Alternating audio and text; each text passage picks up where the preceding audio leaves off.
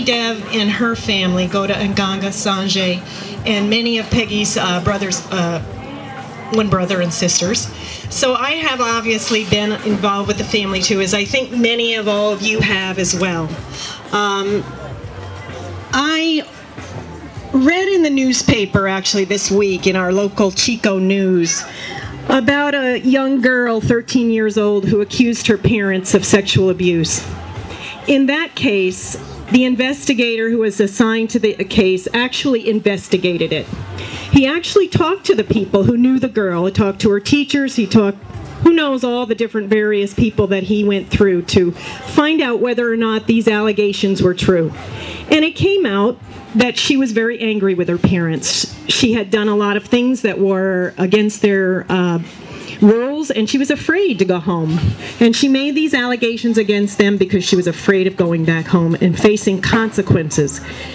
And what happened with this case? No charges were filed. It was found that her allegations were unfounded. This is what should have happened in Ajay's case. This is what he felt in his heart the American justice system would do for him. This is what Peggy thought it would do for him as well. Where did this case fall down? And you look at your signs, you have demand justice, demand truth. That is why we're standing here. We know Ajay is not a rapist. We know it in every bone of our body, in every fiber. And we stood up for him and felt that he was going to get a fair shake from this justice system. But that's not what happened. Did the investigator talk to any of us that stood up here before this trial went forward? I was never spoken to. I don't believe Peggy was, Terry, Ben, Sanjay. I don't think any of us were talked to by the investigator in the DA's office. Had that happened, had we been able to put a picture out there as to how we know this family, how we know his accuser, and what we witnessed with our own eyes, this would not have gone forward. As it was, when they did a little bit of an investigation, they looked at her past medical records, her allegations of abuse were not there. It was not corroborated. So they did another quest looking for some sexual picture on the computer she said was taken. It was not there. Did they drop this case? Did they talk to her boyfriends that she had at the time she was living in the house to find out if actually she had been sexually active? No, they didn't. They went forward with this case with evidence that was very weak, and they did it for a reason that I think all of us here with our sides are now asking for this state of California, the people that live in Yolo County, to look into. Why did they do this?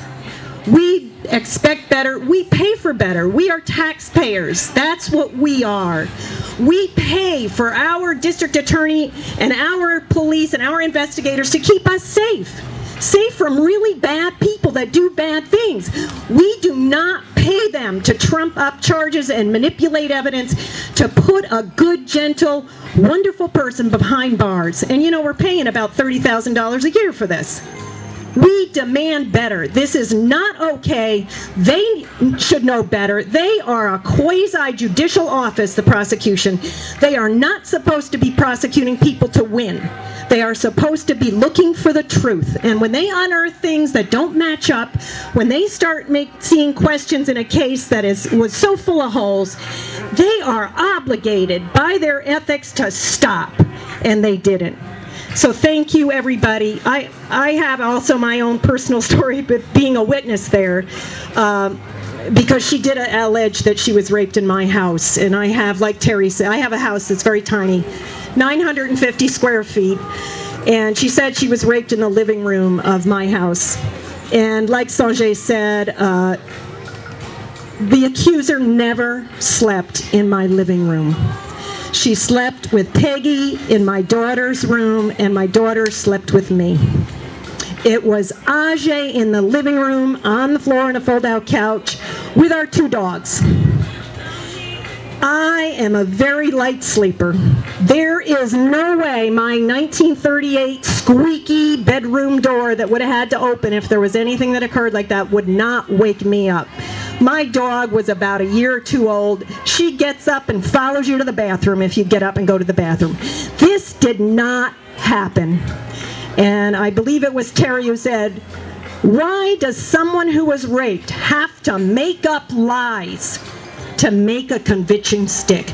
This is what the jury needed to ask. It's not what they asked, and he's sitting there in prison in a cold, terrible, suffering, inhumane situation because people who we expect to do their job did not do their job. So thank you, and I appreciate your support for Ajay, and hopefully we can keep the energy up.